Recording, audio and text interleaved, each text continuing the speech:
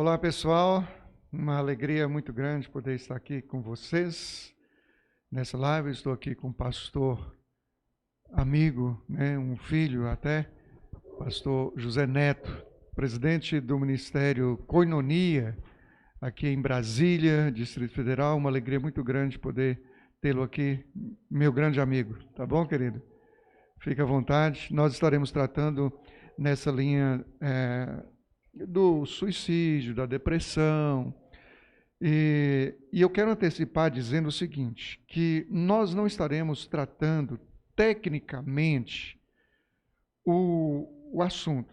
Nós estaremos abordando um pouco mais na linha prática das experiências vividas no ministério, das dificuldades que a gente enfrenta ao longo do tempo, lidando com pessoas das mais diversas e com as mais diversas emoções e características também.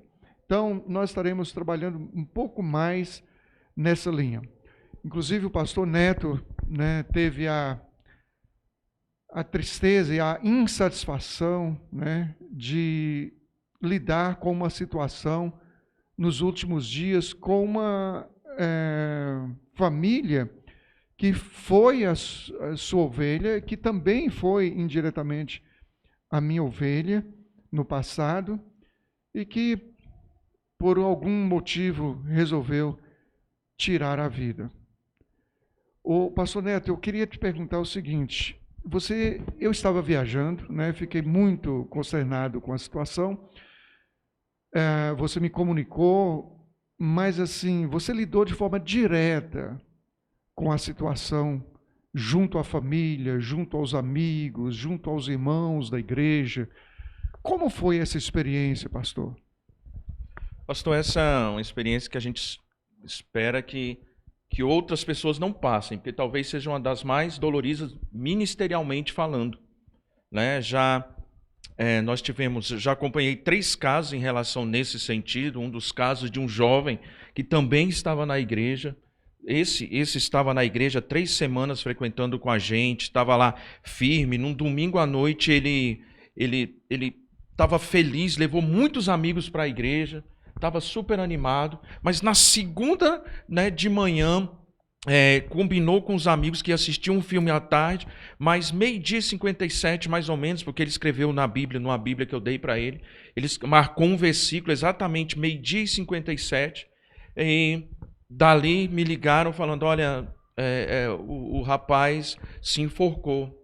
E sai na nossa cabeça um monte de dúvidas, o que erramos, o que podemos fazer para que isso não volte a acontecer, como o caso agora recentemente, semana passada, que traz uma reflexão para a gente e a gente precisa estar bem atento, pastor, mas é algo que choca, é algo que mexe com a gente e nos traz uma preocupação muito grande, o que estamos fazendo como igreja, e eu falo como pastor, como amigo, como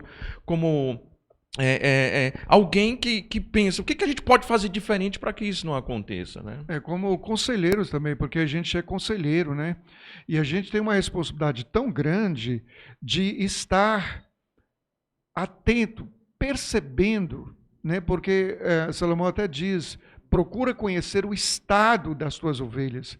Só que assim, para a gente é muito difícil, porque para a gente conhecer o estado de uma ovelha individualmente, a gente precisa estar em contato com ela individualmente. E isso não é simples para a gente, isso é complicado, isso é difícil, porque a gente é um, e as ovelhas são muitas. São muitas. Lá em Hebreus diz, considerai-vos uns aos outros, para nos estimularmos ao amor e às boas obras. Esse considerar lá, no original grego, significa olhar nos olhos uns dos outros, porque o corpo fala, os olhos comunicam, mas a gente fica assim, com um peso de responsabilidade muito grande, porque a gente não dá conta de olhar nos olhos de todas as ovelhas, quando elas sinalizam, de alguma forma, um problema interior que ela não está externando, assim, publicamente para todo mundo. Não é, pastor? Isso mesmo. Quando a gente tem o acesso É fácil ser tratado. Quando você sabe, quando você conhece, no caso de uma jovem, a Nath, eu posso citar o nome dela, que ela me acompanha quando a gente está falando sobre essa questão de suicídio. Logo que ela chegou na igreja, a mãe dela já tinha me avisado, olha, pastor, estou levando minha filha e ela já tentou o suicídio por 2 vezes, tem estado assim. Então a gente consegue entrar de uma forma mais direta. Né, consegue abraçar, consegue amar. Ela mesma fala isso, que os abraços da igreja mudaram a vida dela. A atenção que a igreja deu. Agora, quando você é algo que está enrustido, você não consegue chegar e fica mais difícil para a gente tratar essa situação. Né? Exatamente. Uma vez eu estava no meu gabinete esperando o momento de começar o culto num domingo à noite. Entrou uma jovem, pastor. Uma jovem assim, com todos os pré-requisitos da beleza, da atração, da atratividade, da sedução. Uma jovem linda. Você nunca iria imaginar que ela tivesse problemas emocionais e espirituais tão grandes. E ela disse, entrou ali muito chorosa, se derramando mesmo em lágrimas, e falou, olha, pastor, esta é a minha última oportunidade, eu vou me matar. Então, como você falou, ela te deu espaço para entrar no mundo dela. Aí facilita. Então, o que nós fizemos? Tem um culto a ser realizado, eu preciso ir lá, eu preciso pregar, mas tem uma vida aqui que está na iminência de morrer até, né? E de morrer sem Cristo. Ok. E então, eu deixei que o culto desse andamento, e fui dar atenção para aquela jovem. Que eu saiba, ela está viva até hoje e feliz. Então a gente teve a oportunidade. Mas e quando nós não temos a oportunidade de perceber essas sinalizações, fica mais difícil. E aí entra aquelas indagações interiores. O que eu poderia ter feito, né? O que eu poderia ter feito? Será que eu não poderia ter feito alguma coisa para poder evitar? Hein, pastor? Mas assim, como foi o clima nessas situações que você enfrentou? Como foi o clima entre os familiares e os amigos? Parece que o peso era grande. Isso, pastor. Fica no sentido de que todos se sentem culpados. Todos se sentem na responsabilidade de, poxa, por que eu não fiz isso? Por que eu não fui lá em tal hora? Por que eu não disse essa palavra? Por que eu não conversei dessa forma? Então fica como é que eu posso dizer para o senhor? Há uma culpa muito grande que paira sobre todos, para sobre a igreja, para sobre a família, para sobre os amigos, para sobre os vizinhos, né? Então há um sentimento de culpa de falar, poxa, mas por quê? Por quê? Por quê? E isso é que até hoje fica em nossa cabeça. Por quê? Né? Mas é algo que, se o senhor perguntar, eu fiz uma lista aqui, por que as pessoas se suicidam? Mas só, como é que eu posso dizer? Só quem se suicida sabe por que se suicidou realmente. A gente pode traçar algumas linhas, algumas coisas, mas só a pessoa mesmo poderia dizer, olha, foi por causa disso, foi por causa daquilo, foi uma frustração, foi uma perda. Né? E como elas não disseram antes, e muitas também não deixam escrito, né, a sua justificativa, aí as interrogações ficam no ar. Né? Agora, essa sensação de culpa, pastor, ela é uma realidade, uma verdade mesmo, sabe por quê? Eu tive um primo, inclusive com a idade correspondente à minha, ele se matou. Ele tinha 18 anos na época. Ele não tinha nenhum motivo aparente, nenhum. Ele era de uma boa situação econômica, ele era um rapaz de excelente aparência, era extremamente festivo, cercado por amigos, tudo, ele tinha tudo. Surpreendentemente, ele dá um tiro no ouvido e ele se mata. Mas o que eu quero dizer é que havia uma outra prima que estava convivendo com ele, mais próximo a ele, de uma certa forma. E ela ficou com um sentimento, assim, do que ela poderia ter feito. O que eu poderia ter feito? Será que eu não poderia ter feito mais alguma coisa para ter evitado isso? Mas é a realidade, né? E é uma escolha, né? Algumas pessoas perguntam, e o que você diz numa situação? Não há nem palavras. A única coisa que a gente faz é orar, né? Tive fazendo sepultamento semana passada, a gente ora, compartilha e fala da vida que há em Jesus para quem está ali. Para quem está ali, e pede o consolo do Espírito Santo, que é o que a gente pode fazer. Porque às vezes nossas palavras até podem, como é que eu posso dizer para o senhor, trazer certos ruídos, no sentido, mas foi Deus que permitiu, Deus que quis, Deus. Não, a gente não pode levar essa responsabilidade para Deus. Deus é bom na sua essência, né? O que vem de bom parte dele. Então, a gente tem que ter bastante cuidado, senão as pessoas, poxa, mas por que Deus permitiu isso? Não, gente, é uma escolha, cada um tem a sua vida, tem o direito de escolher, ele nos deu o livre-arbítrio, né? E nos deu a chance de viver. E eu creio que em todos os momentos na vida desses casos ou de outras pessoas suicidas, Deus está presente, dizendo, ei, não faça isso, vamos continuar vivendo, vamos em frente. Exatamente. Fica muito fácil transferir toda a culpa para Deus, né? Muito cômodo para a gente. Queridos, olha, deixa eu dizer uma coisa. Essas indagações que a gente tem no coração quando lida com uma situação tão adversa como essa, nos leva a refletir da seguinte forma. Como é que eu tenho me envolvido com o meu irmão que está do meu lado? Como é que eu tenho olhado para ele? Eu tenho me preocupado com ele?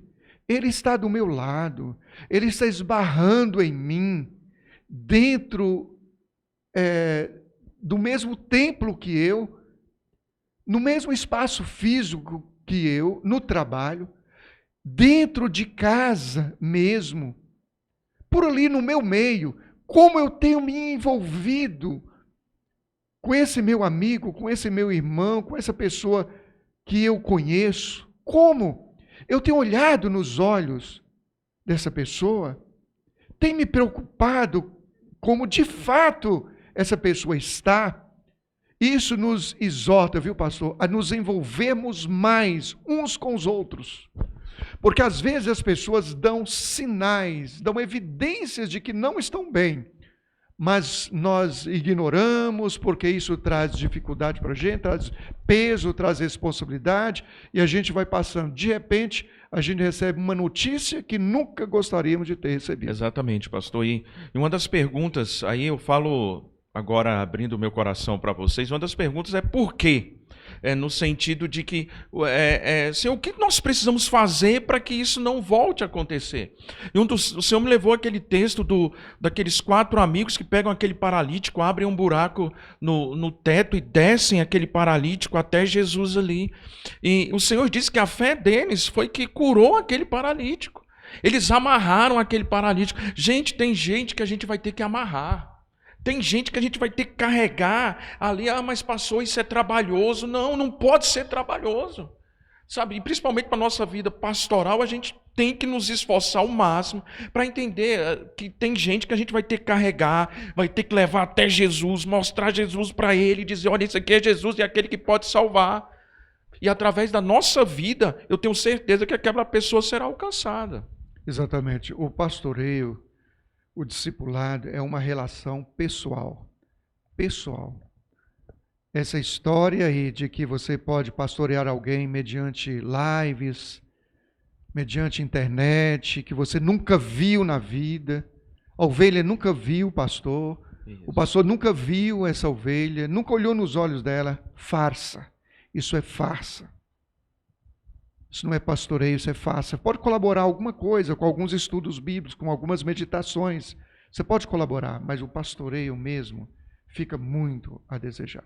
Mas, pastor, o que poderia levar alguém que diz conhecer Jesus, que diz ter recebido a Jesus no seu coração como Senhor, como Salvador da sua vida, que está dentro da igreja, que conhece a Deus, o que poderia levar uma pessoa dessa a tirar a sua própria vida?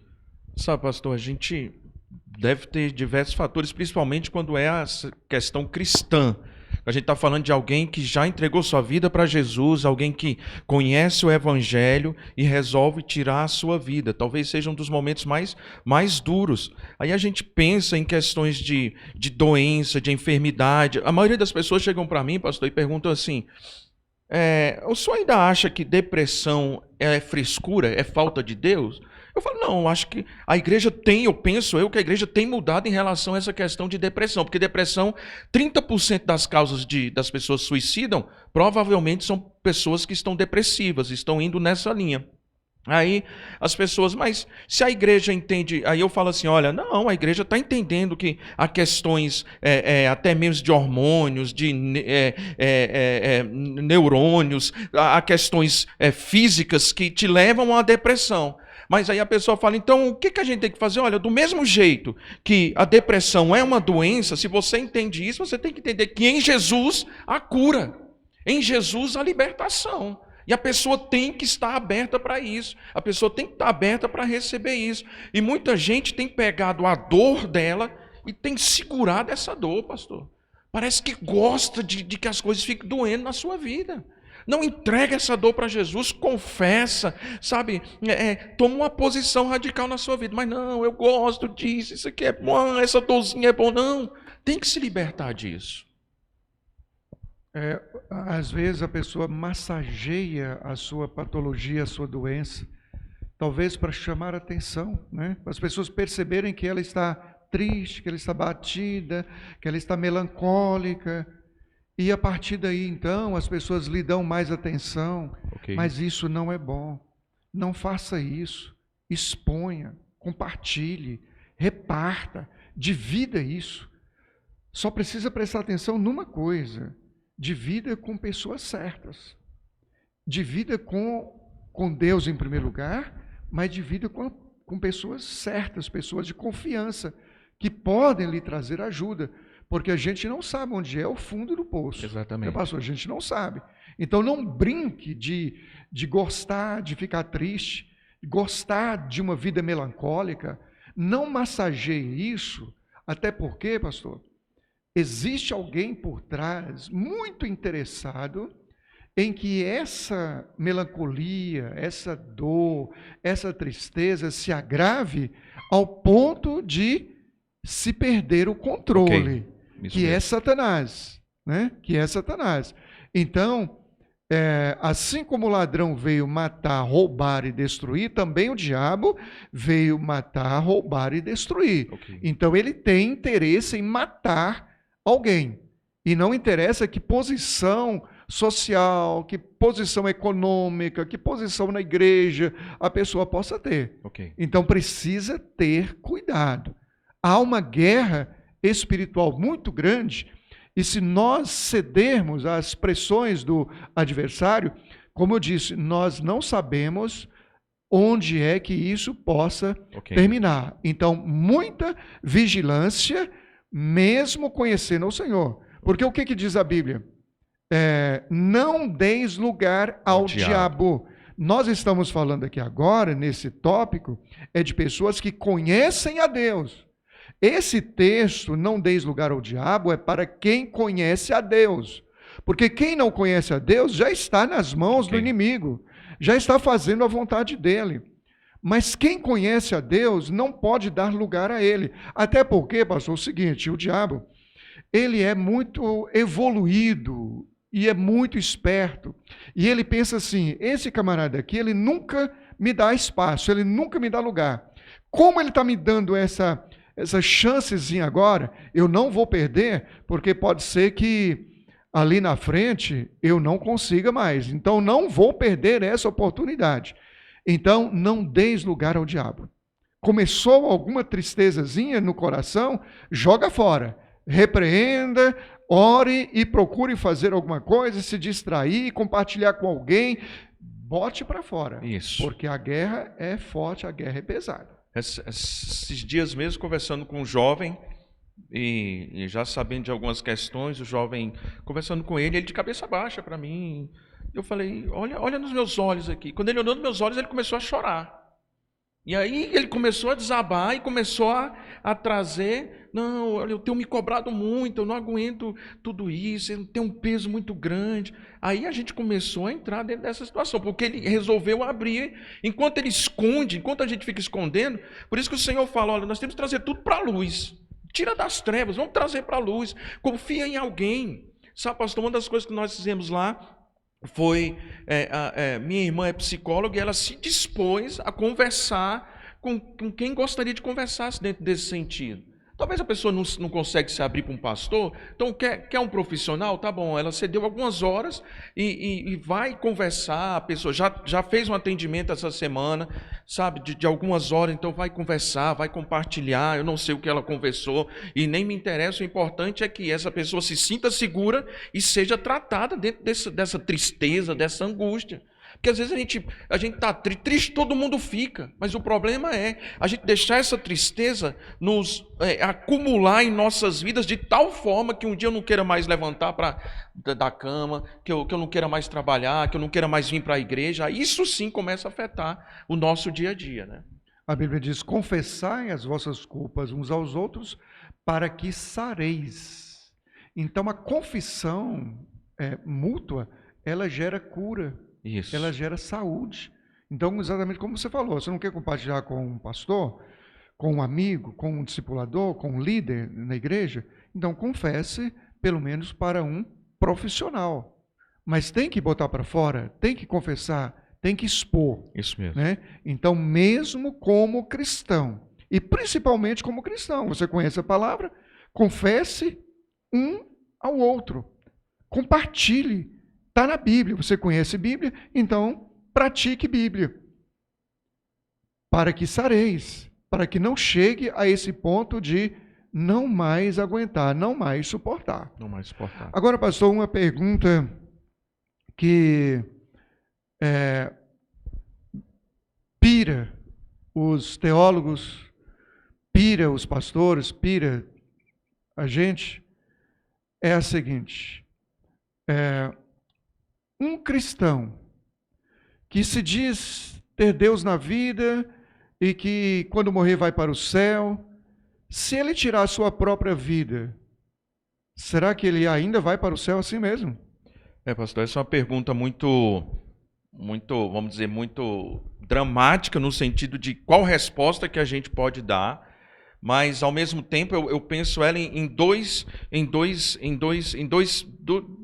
pontos. O primeiro ponto é que a Bíblia diz que não devemos matar, né? E como a gente conversou, a gente estava compartilhando, só Deus é que pode tirar a vida de alguém. Né? Tanto que nas nossas leis, a pessoa que tenta o suicídio, ela pode entrar num... Esqueci o termo que se dá para isso aí, né? Mas ela pode ser acionada legalmente em cima disso, porque é um assassinato. Ela tentou, né, tirar a sua própria vida. Então isso é forte. Quanto à questão de ir ou não para o céu, isso só um pode dizer que é Deus. Ele é o juiz. Né? Ele é o juiz. O Caio Fábio conta, o pastor Caio Fábio conta a história bastante há muitos anos atrás mesmo, um rapaz tentou pulou na verdade da ponte Rio-Niterói, mas de uma forma milagrosa. Ele estava com blusão de motoqueiro, não sei o que aconteceu, eu sei que esse blusão se encheu de ar, alguma coisa aconteceu, que ele caiu, mas não morreu. E lá no dia o pastor Caio Fábio foi visitar ele no hospital, depois que ele estava se recuperando, e diz que no meio do caminho, ele fala, pastor, no meio do caminho, eu desisti e me arrependi de ter pulado daquela ponte.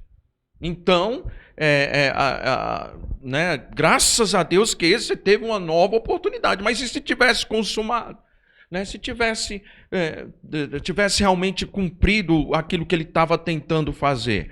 Né? E eu creio que as pessoas que se suicidam não estão, na verdade, querendo tirar a sua vida, mas há uma dor tão grande dentro delas que elas falam assim, eu preciso eliminar isso. Como é que eu vou tirar isso? Qual forma? Uma forma de chamar a atenção, talvez a maior forma de chamar a atenção, né, dos outros, né, seria essa forma de suicídio. De fato, pastor, o que nós podemos dizer, né, como pastores, como servos de Deus, é que essa pessoa, ela entrou num campo que não é dela. Ou seja, ela usurpou de uma competência que é exclusiva de Deus. Deus deu, é Deus que tem que tomar. Ok. Deus dá a vida, é só Ele, somente Ele que tem autorização para tirar. Então, quando alguém tira a sua própria vida, essa pessoa usurpou de um poder que não é dela. Cometeu Isso um nós pecado. sabemos. E que cometeu um pecado. Né? Cometeu um pecado, transgrediu. Isso nós sabemos. E que morreu naquele pecado, se é que teve alguns instantes, alguns segundos de arrependimento. Mas o que nós deduzimos é que cometeu sim um pecado. E nós não podemos isentar a pessoa disso. Agora, uma consideração que nós temos de fazer é a seguinte: quando a pessoa está de boa, com Deus, na vida, está tudo tranquilo, na sua vida sentimental, na sua vida emocional, na sua vida familiar, na sua vida espiritual, financeira, social, enfim, tudo, está de boa, ela confessa Jesus sempre, não apenas como seu Salvador, mas também como seu Senhor. O que é o senhorio de Deus sobre a nossa vida? É que Ele é quem manda. Ele é quem manda. Então, você pergunta assim: bom, Ele é o meu Senhor. Ele é o meu Senhor. Se Ele é o meu Senhor, se Ele manda em mim, e eu sou um servo dele, um escravo dele, no contraponto aí do senhorio dele em relação à nossa vida, eu perguntaria o seguinte: bom, estou cheio de problemas, estou cheio de complicações nas minhas emoções, ou na minha saúde, ou nas minhas finanças, acho que não vou resolver essas questões financeiras, não vou dar conta de pagar tudo isso, não vou dar conta de soerguer essa minha situação, minha empresa, enfim. Cometi um pecado social muito grave, traí a esposa, traí alguém, meus familiares que vão pensar de mim, não dou conta de resolver isso. Eu chego a essa conclusão. Aí, eu não posso fazer nada sem autorização do meu Senhor. Não seria isso? Seria. Ele não é o meu Senhor? Então, o que eu vou fazer? Eu estou pensando em tirar a minha vida. Mas como eu não tenho liberdade para fazer nada da minha própria cabeça, eu vou perguntar para o meu Senhor o que ele acha. Aí eu chego para ele e faço toda a exposição. Senhor, eu cometi um pecado muito grave e eu estou com medo das consequências, eu queria me matar. O que o senhor acha? Aí nós perguntamos: qual seria a resposta do Senhor? Senhor, eu estou com um problema financeiro seríssimo. Acho que não vou dar conta de contornar. Eu estou querendo pagar tudo isso com um pipoco na cabeça. Eu quero me matar. Aí fica tudo quitado. O que o senhor acha? Aí vem a pergunta: qual seria a resposta do Senhor? Do Senhor, do seu Senhor? Com certeza, né, pastor? Continuar vivendo e indo em frente. Exato, né? Então, quando nós usurpamos esse poder que não nos pertence, nós estamos atropelando o senhorio de Deus, de Cristo na nossa vida. Ou será que nós estamos apenas tapeando? Eu digo que Ele é meu Senhor, mas na realidade, para alguns momentos, eu não vou obedecê-lo em tudo. Ele não vai mandar em mim em tudo. Tem algumas áreas que eu é que vou mandar, eu que vou dizer se faço ou se não faço. Então, com absoluta certeza, se eu trouxesse o negócio, a minha dificuldade, o meu problema, para o meu Senhor, Ele teria uma outra solução que não fosse me matar, com absoluta certeza. Com absoluta certeza. E foi para Elias: Elias, o que você está fazendo dentro dessa caverna? 40 dias antes ele o anjo vai lá, toca nele, dá uma comida para Elias, ele come e Elias vai caminhar ali, maior tempão, e vai passar dentro da caverna. Eu tenho dito para as pessoas o seguinte: o alimento que Deus tem dado não é para a gente cair para a caverna. O Senhor falou com Elias: o que você está fazendo dentro dessa caverna? Vamos sair daí, porque tem muita coisa para fazer. Você vai ungir, alguém que vai te suceder. Olha, tem mais tantos profetas que estão aí que não se dobraram a Baal. Vamos em frente. Deus abre uma possibilidade, mostra uma visão para ele de algo que Elias não estava conseguindo enxergar. Isso porque Elias já vem depois de uma grande vitória, que foi o fogo descendo do céu. E eu falo para a igreja: gente, vocês têm que estar atentos, porque tem hora que vem vitória e é nesse momento que o inimigo vai querer te passar rasteira e querer te levar ao chão. Você tem que estar atento a isso. E existe, igual o senhor falou, e se a gente perguntar para Deus, Deus mostrou para Elias várias possibilidades, abriu um leque para ele. Elias, ainda tem um projeto para fazer na sua vida. Você vai se levantar daí, olha, você vai ungir Eliseu, ou Jonas lá debaixo daquela árvore lá que pediu a morte também. Ei, Jonas, calma, a vida não é isso. Olha, algumas pessoas nesse texto falam assim: mas por que Deus não matou lá o povo lá? Deus tinha dado uma palavra. A palavra do Senhor era para que houvesse conversão. O sentido do Senhor não era destruir. A partir do momento que eles se arrependeram, o Senhor mostrou um novo caminho para Jonas. Jonas tinha um coraçãozinho bom, né? Queria que o povo, como diz popularmente, se lascasse, né? Hein, Neto? Assim eu fico pensando: será que se não tivesse havido uma intervenção de Deus na vida de Elias ali na caverna, será que qual seria o fim dele? Mas Deus interveio, Deus falou. E o mesmo que Deus falou para Elias ali na caverna, está falando para mim e para você: sai da caverna, sai da caverna. Você não tem motivo para estar nessa caverna, não. Sai daí. Então, às vezes, nós nos encavernamos nesses nossos problemas e vivemos da nossa ferida. Quando fala de viver da ferida, né, eu acho interessante que a minha prima, que é médica, a Deni, ela teve uma experiência muito interessante. Ela, toda vez que ia entrar para o hospital onde ela trabalhava, ela via uma senhora lá com uma ferida muito grande na perna. E um dia ela resolveu: olha, vamos entrar, que eu vou tratar dessa sua ferida aí. Ela falou: não posso não. Mas por que não pode? Porque se eu ficar boa, ninguém vai me ajudar, se preocupar comigo. Okay. Então é aquilo, né? Pessoas que gostam de viver da ferida.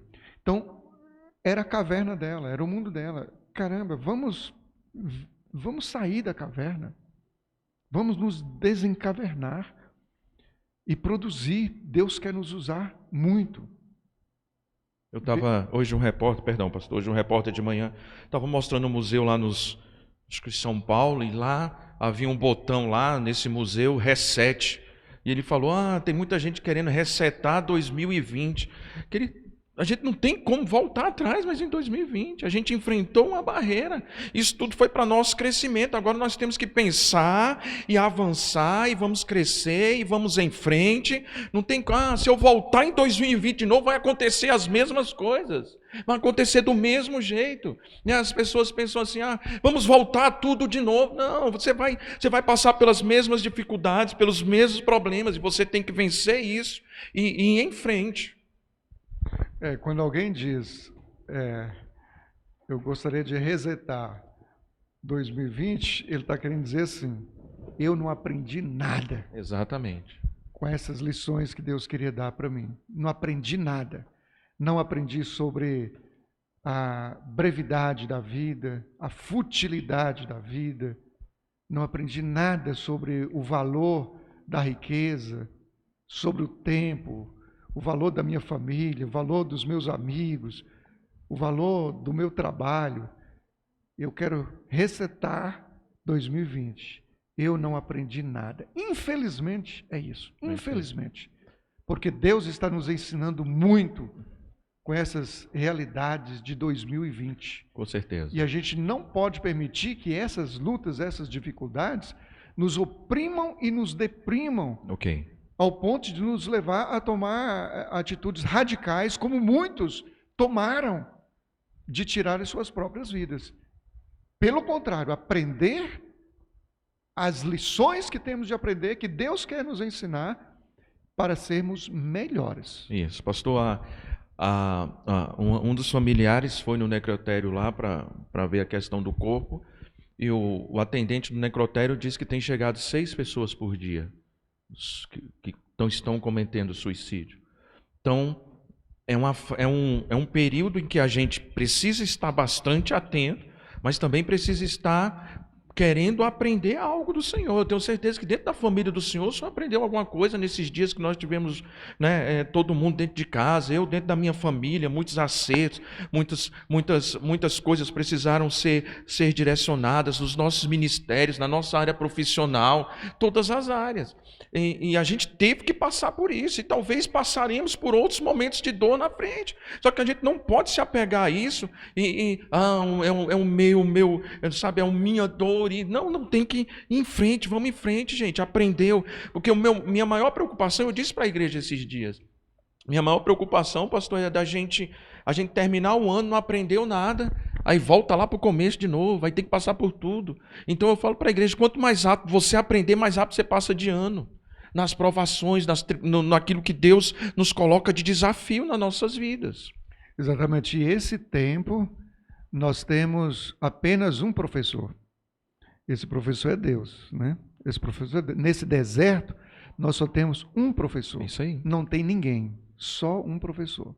E se nós não aprendemos a lição que ele está nos ensinando, ele pode nos deixar de recuperação, né? E aí vai postergando, vai jogando para frente. O sofrimento vai só sendo esticado na nossa vida. Então é melhor aprender logo a lição para a gente, como você falou, passar de ano, né, meu irmão? Chegar 2021, que seja 2021 mesmo, e não a reprise do 2020. Mas, Neto, vamos pensar uma coisa que nos traz,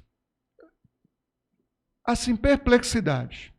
Eu moro do lado de uma cidade, aqui em Brasília, chamada Águas Claras, uma cidade vertical. É uma cidade diferenciada na América Latina, porque não existe uma cidade, segundo falar da América Latina, quase que absolutamente 100% verticalizada, ou seja, só de prédios. E, segundo dizem os meios de comunicação, aqui na cidade de Águas Claras, com em torno de 150 mil eleitores, então talvez umas 300 mil pessoas, aqui está o maior índice de suicídio de jovens na América Latina. Então, a pergunta para a gente refletir seria a seguinte: por que um jovem tira a sua própria vida? Jovem tem problema, por acaso? Pagar dívida, não tem que... não tem que se preocupar com água, com luz, vamos dizer assim, né, em relação aos jovens que estão, meus filhos, por exemplo, né, pastor? Mas a gente pensa, e eu penso que a internet tem sido um mecanismo que pode ser positivo, mas pode ser negativo. Porque hoje a gente vê a questão dos jovens olhando a aparência, tem adolescentes já procurando plástica, para fazer plástica. Um adolescente, um jovem, poxa, não está contente com o seu corpo, com sua vida. E talvez, e aí entra na questão cristã, pastor, que me preocupa muito, aquilo que nós temos passado dentro da igreja, de uma fé, que às vezes os nossos jovens não estão conseguindo os resultados, e talvez eles se frustram porque acham que precisam estar debaixo de uma fé que é gigantesca, vamos dizer assim, uma fé que as coisas têm que acontecer. Então, aquilo que a gente tem pregado tem que ter muito cuidado, aquilo que a internet tem passado também, dentro dessa questão de que nós temos visto, das questões de aparência, das questões dos bens, das aquisições, do futuro. Esse jovem, por exemplo, que eu falei para o senhor, colhei nos olhos, ele começou a chorar, e ele não sabia, pastor, não sei o que vai ser do meu futuro. Eu falei, meu jovem, calma, teu futuro está nas mãos de Deus. Fica tranquilo, não se afoba não. Basta cada dia o seu mal. Basta, exatamente, pastor. O senhor pensa, eu tinha, com o Guilherme, no começo do ano, ele tinha passado na UNB, aí a gente começou a estabelecer alguns horários, acordar cedo, 6h30, vai lá para... Aí a gente pegava o 11, já estava indo, caminhando, e de repente tudo isso acabou, da noite para o dia. Tudo se fechou, e se a gente se apega a essas coisas e não se apega em Deus, o que vai acontecer? Ah, meu Deus, eu vou me frustrar, perdi um semestre. Não, calma, Deus está no controle de tudo, meu irmão. Vamos com calma que vai dar tudo certo, no final vai dar tudo certo. A gente não pode se frustrar por causa disso. Exato, e esse bombardeio midiático, quando uma minoria quer ditar o comportamento, a conduta e o padrão para a maioria, dá um grande problema. Ou seja, uma pequena minoria quer dizer para as meninas o que é ser bela, o que é ser bonita. Okay. Esse é o padrão. Se você não for assim, você não é bonita. Aí entra a neura da anorexia. Então, é um cabide andante, mas se olha no espelho e se vê uma gorducha. Aí quer emagrecer, emagrecer, emagrecer, come, vomita, come, vomita. E por outro lado, os homens. Aí vem a vigorexia. Quero ser musculoso, quero ser forte, quero ser parrudo, quero ser igual a fulano de tal, que está na mídia, e aí vem com anabolizantes, essas coisas e tudo. Enfim, não se aceita. Não se aceita. Né? Isso esteticamente falando.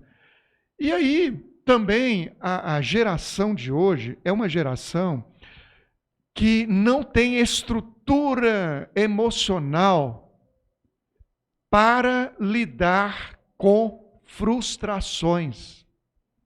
Se alguém disser para ela que ela é feia, se é para ele que ele é feio, ele já perdeu o seu dia, o seu mês, o seu ano, talvez até a sua vida.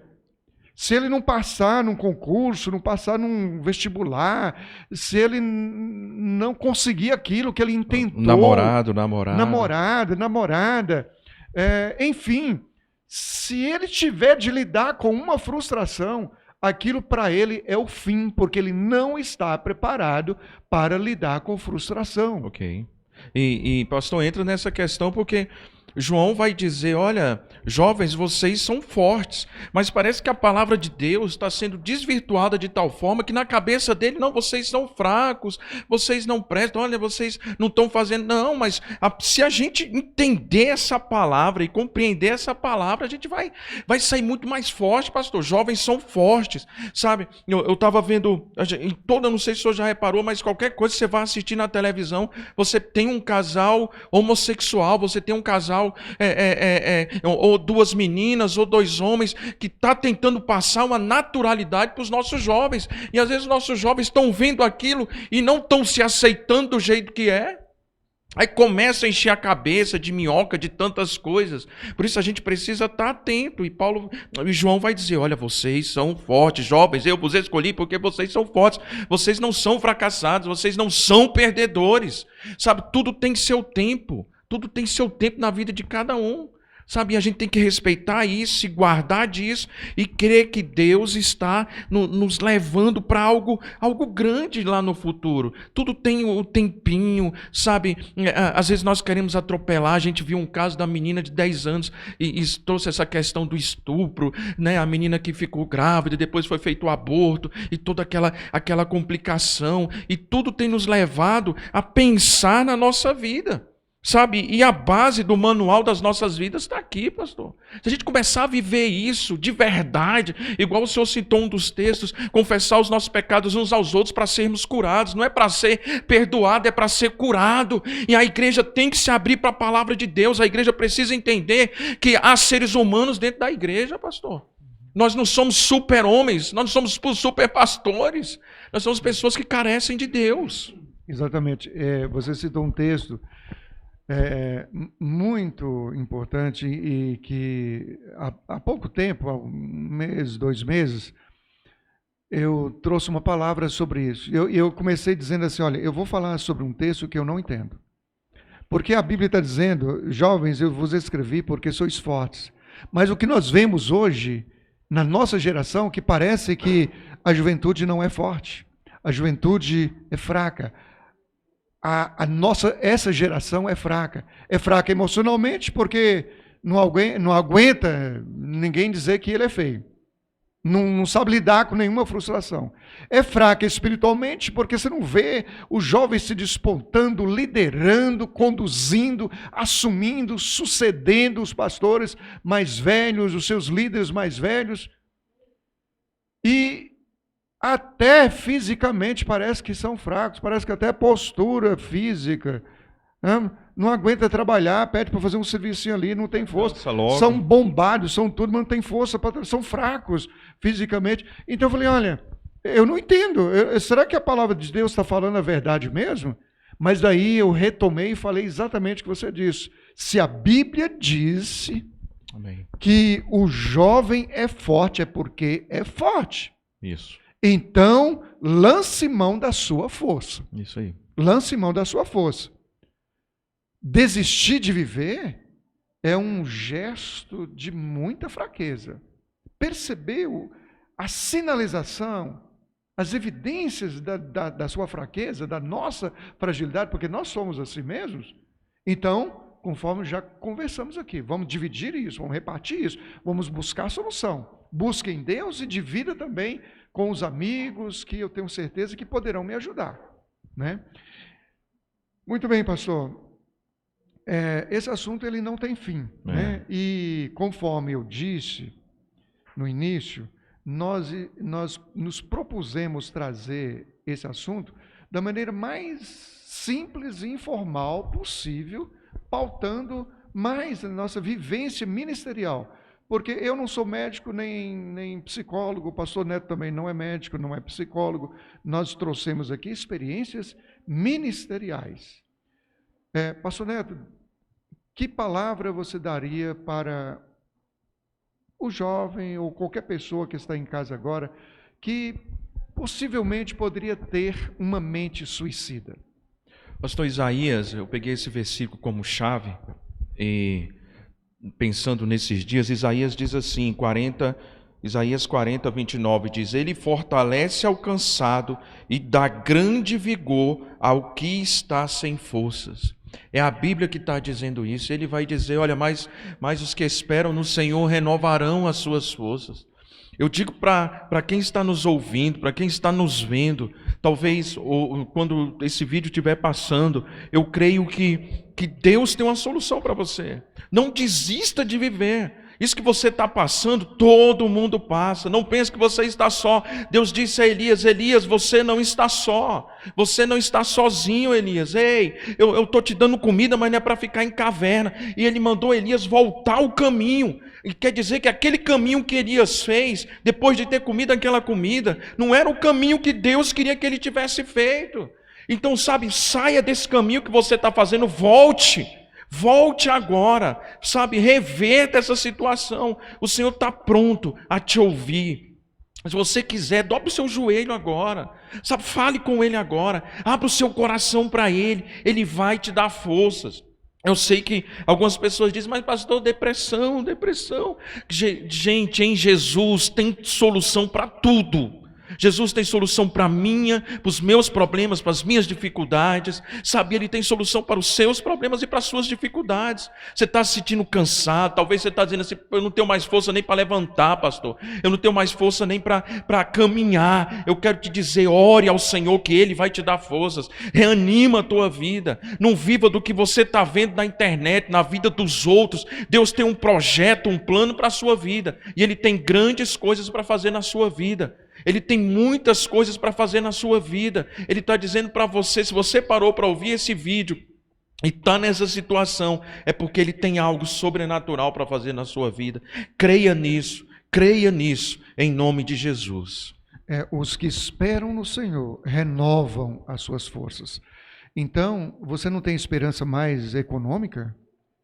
Não tem mais esperança sentimental? Teve uma frustração sentimental? Teve outra frustração? Não pode esperar mais por essa linha aí, por esse ângulo aí? Então espere no Senhor. Ele vai renovar as suas forças. Amém. Só quero dizer uma coisa para você. Algumas pessoas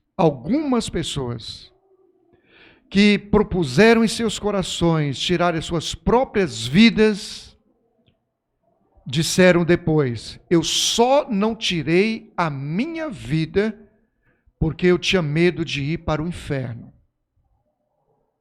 Eu não estou dizendo que uma pessoa, nós já debatemos aqui, que tira a sua vida e está indo para o inferno. Isso é coisa das economias de Deus,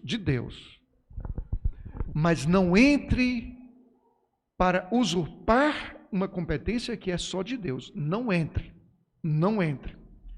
Por que ele pensou? Por que ele refletiu que se ele tirasse a sua própria vida, ele iria para o inferno? Por quê? E por que isso freou e o inibiu de tirar a sua própria vida? Porque ele entendeu que aquilo não agradava a Deus. Então não arrisque, meu querido. Amém. Essas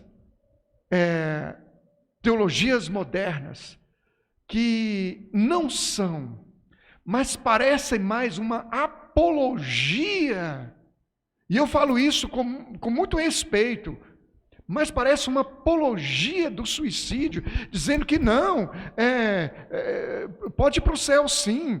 Meu querido, não ande por essa linha. É algo que está nas economias de Deus, mas não ande por essa linha. Não ande por essa linha. Vamos dizer que Deus quer a nossa vida e não a nossa morte física.